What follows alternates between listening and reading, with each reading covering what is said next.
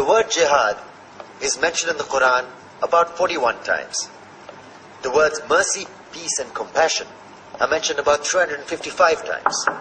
Yes, come in. Come on in, Riaz. Sit down, please. Contrary to popular belief in most Western cultures, Islam is a religion that preaches peace and tolerance. Yes, Patricia. If Islam truly is a religion that preaches peace, then how come the world's most troubled spots, the West Bank, Afghanistan, Pakistan, Iraq, they're all plagued with Islamic terrorism? Well, that depends on your definition of terrorism. Some might argue that the U.S. invasions of countries like Iraq and Afghanistan are also acts of terrorism. No, those were acts of war to get rid of despotic regimes. Or a means of getting at a country's oil. Conspiracy theories. Well, may I? Yes, please. Go ahead, Riaz. Mr. Khan is right. I mean, if we're talking about terrorists, the world's biggest terrorists are the white superpowers. Come on now. No, really. Stop and think about it. Explain 9/11. Okay.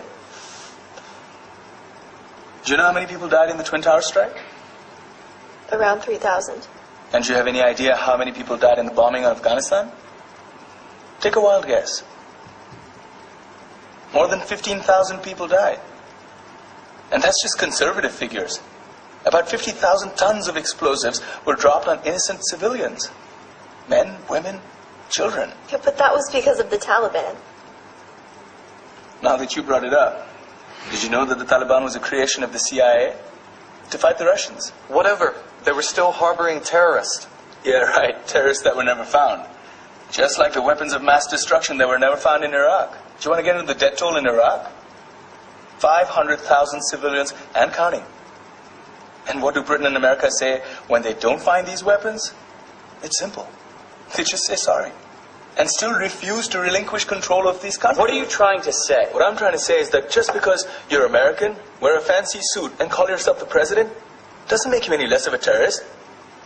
I'm saying that if you don't stop meddling in other people's countries, you will face a backlash. If Muslims like you feel that way, then why don't you get out of our country?